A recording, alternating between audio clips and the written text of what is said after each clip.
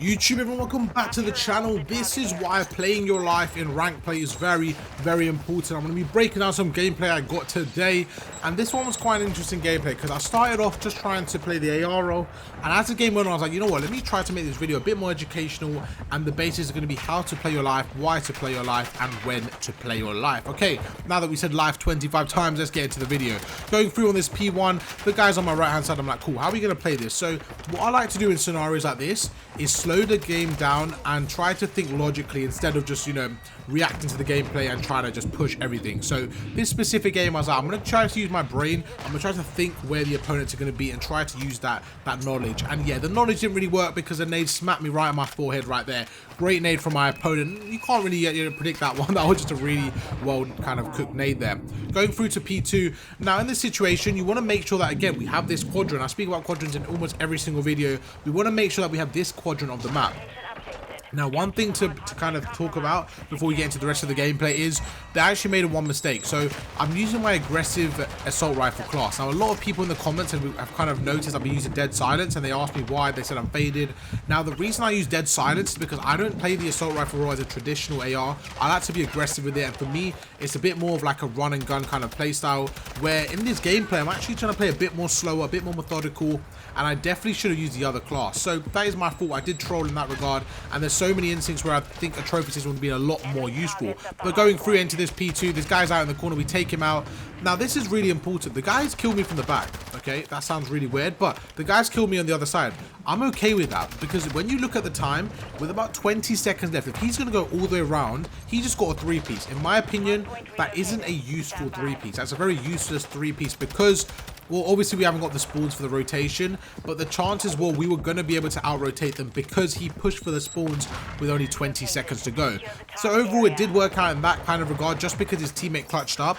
But in my opinion, that isn't the best play from him. It worked out in this scenario, man. It's one of those plays where it doesn't always work out, but if it does, it looks like a good play. We go through. My game started to kind of freeze a little bit here, so it was a bit trolly, but my main objective there was to slide across, try to distract so that my opponent could come up the ladder. And I guess it kind of worked to an extent. My opponent did die, my teammate did come through the ladder, and now we're in a scenario like, cool, we're going to watch through. I'm going to try to pick them off. Now here, I should have just straight away gone upstairs, watched through the window, and that would have been a lot better. So in terms of playing your life, there's a few scenarios where I think I could have played my life a bit better already to start this video.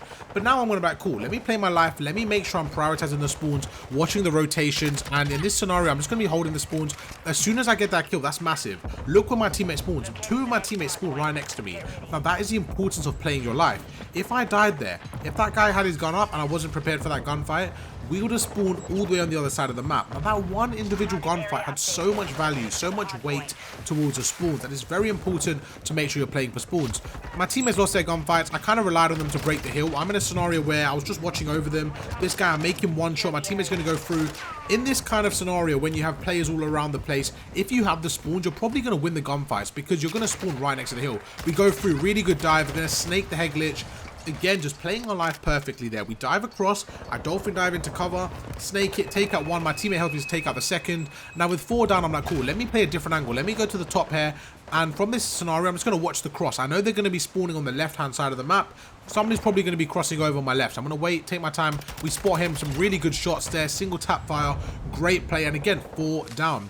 This is a scenario we can kind of roll through, go across. I'm going to jump across the map, get another kill. And yeah, we're just kind of steamrolling them now, man. We're starting to step up the game here in that P4, and I think me playing my life here, I'm not saying it's everything, but I think it definitely has an impact. It definitely has something to say, and it's definitely very helpful. And as I say that, the guy makes a good play. Honestly, most of the times in that scenario, nobody really pushes that top play, man. So fair enough, good play from him. I didn't expect him to do so, and he was able to take me out. We're going to go through. I almost took out one there. I probably should have played a bit careful because, again, playing my life would have been a bit more valuable. I knew they were going to be crossing from the left there, but I got kind of tunnel vision. I got caught sprinting. Go through, we take out one.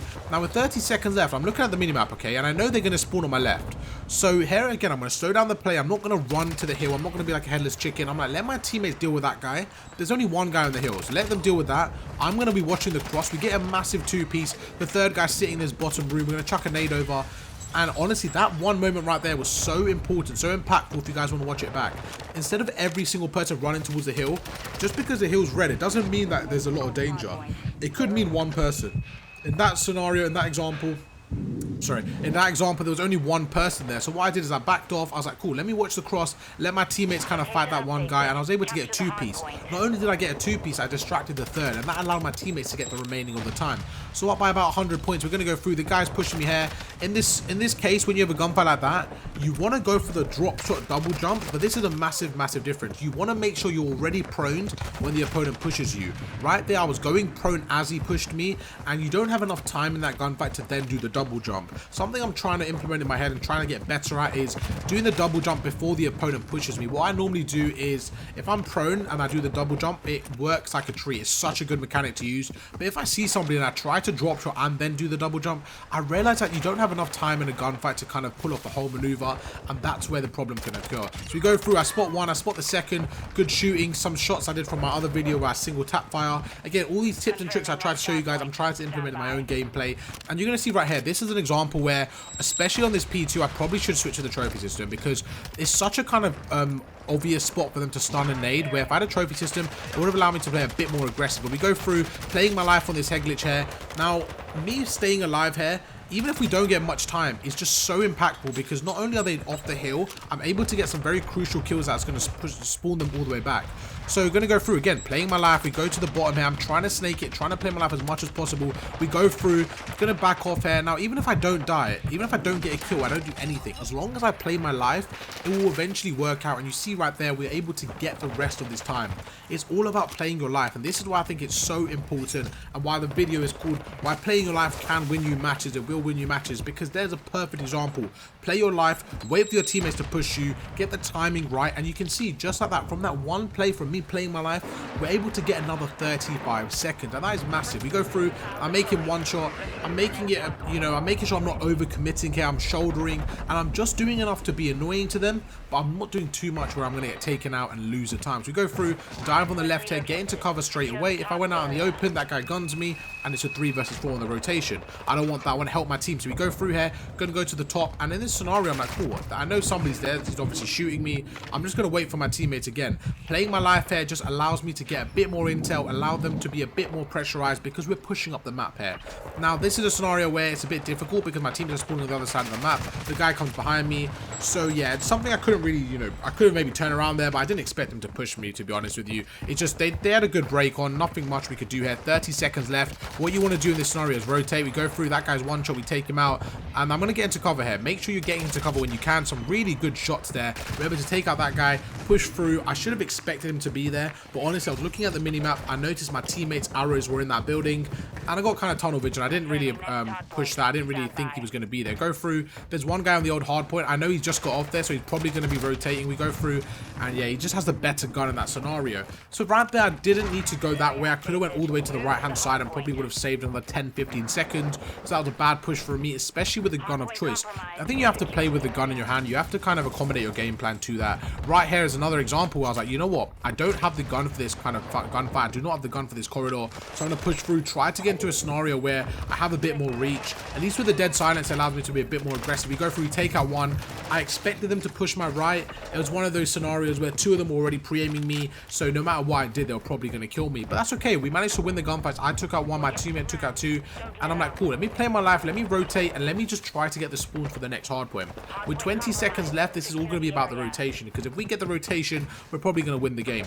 15 seconds, shut the door, make sure I'm staying alive in the hill. Again, if I'm alive in the hill and my teammates can play around me, we'll be able to win this game here. So I'm looking at the mini-map, and one thing I noticed is this right side's clear. My teammate pushes through, he opens the door, he baits himself. I don't want to get into a fight where, you know, I can lose, so I'm going to make sure it's a guaranteed win. I'm going to shoot through the door, easy kill, go through. Look at the mini-map. My teammates are all watching my left, so I do not need to worry about that. I'm just going to worry about the right. If my teammates start to die, then I know they're going to push me on the left, which is exactly what happens. You go through, my teammates get a 2-piece. Look at the minimap, my left side is now clear. Okay, cool, now let's reposition, and now let's watch the middle area. So my teammates watching my right, this guy's far right. I'm like, okay, they can only come from this left hand side. Most of the time they're going to jump across my screen. So what does that mean? It means aim in this middle area. Perfect opportunity. We go through, take out one, and you can see exactly where my crosshair is. I know they're going to jump across my screen, so I try to position my aim where I think they're going to be. A massive 2-piece, and we win the game. Very easy, very clean game. We win by over 100 points. We only dropped 21 kills, but honestly, I think it was a pretty very good performance. We slowed down the pacings. We got over a minute in the hill. We didn't have to be, you know, do everything. And I think that's what it's about. If you guys are honestly trying to improve, trying to win, not every single game is going to be about slaying out. Sometimes you got to take the back approach, play your life, play the positioning. So this was a perfect example, going 21 and 15. Hope you guys enjoyed. I'll catch you in tomorrow's episode. Peace.